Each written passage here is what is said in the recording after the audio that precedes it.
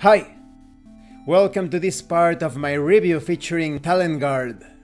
If you haven't seen part 1 of my review featuring this epic fantasy adventure game, please check out the playlist in the description below.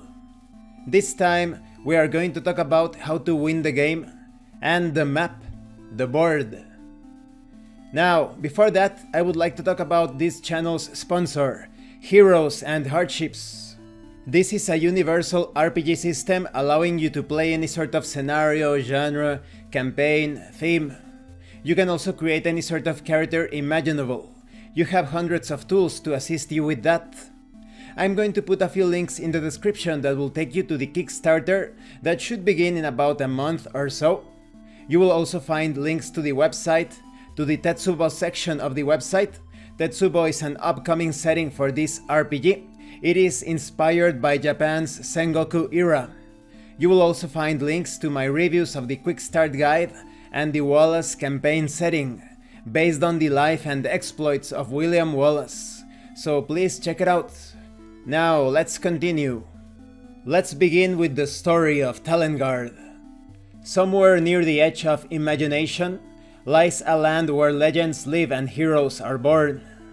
A wondrous world, home to all manner of fantastic creatures and ruled by men of noble heart. It is known as Talengarde. In the central region of the greatest continent, a peaceful empire flourished, welcoming all to share in its wealth, prosperity and knowledge. The Talengardian Empire grew and drew strength from the many diverse cultures throughout its lands. But some inhabitants of Talengarde chose not to align themselves with the empire and sought to take its wealth by force.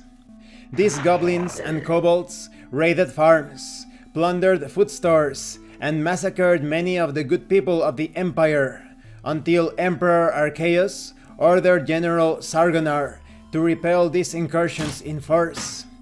While this campaign against the goblin and kobold clans successfully put an end to their aggressions, many important artifacts were lost, and Sargonar was slain in his battle to protect the life and liberty of the land he loved. Many years have passed since that great war, and neither the Empire nor the clans have regained the power or prosperity they once knew. But the clans have newfound allies from the hidden realms of fire and darkness, who bring with them the knowledge of necromancy, of making the dead to walk. So the clannish forces assembled themselves to put in motion the downfall of the Talengardian Empire, and began with the assassination of the Emperor. The Imperial Guard, unaware of this unholy alliance, was unprepared against the powers of the assassins. This is the Empire's hour of greatest need. The Emperor has died, without heir, and no one knows how to stop the menace of fire, darkness, and death. The priests of Talengarde sent a plea for a hero, brave enough to make a preemptive strike against the clans, to lead Talengarde towards peace as its new monarch. Now you have been given the challenge. Come to the Temple of Talengarde to begin your quest for the kingdom. So how do you win the game? In the game of Talengarde, each player will have a different objective or quest. A player draws a quest card upon arriving at the space on the board marked Temple. He or she must complete that quest and return to the temple to win the game. Oracle cards provide information to help players complete their quests. However, if only one player is left at any point in the game, that person is declared the winner. The length of the game can be varied by changing the number of oracle cards or steps that need to be completed before a player finds his or her quest. The more steps, the longer the game. Let's talk about the boards. Talengarde comes with 6 square boards in the first edition. These boards can be put together in any order or pattern, but the usual arrangement is in a 3x2 board rectangle. When you place the boards together, just be sure that the spaces are aligned properly. The ability to customize the playing field is one of the great features of the game though, so you can play with as few or as many boards as you like.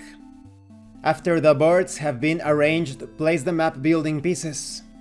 These are the round pieces with pictures of buildings on them. You can use as many or as few of the map pieces as you like. They may be set up as towns with the buildings in adjoining spaces, or you can have individual outposts scattered across the board. Try to distribute the towns and buildings evenly across the board. It's not as fun if they are all bunched up. Bridge pieces are also included, and they make crossing water much easier. One bridge can cross any water that is not wider than the bridge. For wider areas of water, you can put several bridges end to end. Or you can just use a boat or water walk ability to cross. Or, of course, you can swim. And this concludes this part of the review. In the next part, we are going to talk about the cards. So this game is very simple, but I still like how the story is somewhat elaborate.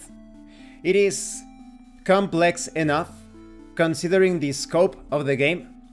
You are trying to become the new monarch of Talengarde, and to do this you need to visit the temple, obtain your quest, and then go to the oracle to obtain the interpretation on how to complete the quest. I think that if you have too many players, you may want to limit quests to a single quest per session, because this game can take too long. If you enjoy it, of course you could play a marathonic game session, playing for hours and hours, but I think most players will enjoy playing this game with a single quest. We will talk about specific ways of completing these quests in a future part of this review. Now, when it comes to the boards, it's very fun to come up with your own configurations and arrangements of the battlefield, or the overworld rather, because there are going to be many fights and adventures. It's always worth it to put some thought on how the map is going to be built. I recommend that you do not use all of the included map pieces, because in our first game we made the mistake of using all of the ruins, all of the inns, all of the apothecaries, so it was quite cluttered. It felt very ridiculous. You didn't get a good sense of reality within the fiction. There weren't too many reasons as to why you would want to venture into the mountains and into the forest, risking yourself when you had all of the buildings in a single area or zone. Of course, you can travel into the mountains, into the forest, the plains, the deserts, the rivers, the lakes, in order to experience encounters and potentially obtain treasure or some other good things, or even death if you are not careful. So it is important to only use a few gaming pieces depending on the number of players. I think setting up some guidelines is in order. In my case, we handled things with perhaps 2 or even 3 buildings at most, when it comes to ruins and such, and when it comes to the apothecary, the shipyard, we only had 1 or 2 pieces. And we distributed those pieces along the map in some areas that seem a bit far to reach, so that there is a challenge, there is some sense of adventure going to the apothecary that is on the west side of the map, or going all the way to the east, because in that place you will find the stables or the armory. So it's all about that sense of adventure, of actually feeling that you have to risk some things in order to get to an important place. And I really have to say, this game feels so awesome. At times, I feel as if I am playing Dragon. I forgot to mention that in the part 1 of this review. It reminds me a lot of Dragon. If you play this game with the SNES soundtrack of Dragon, it's going to be a tremendous retro experience. The PC version of Dragon sadly doesn't have the awesome, amazing, enchanting soundtrack, but if you use the Super Nintendo version of the music, wow, it is glorious.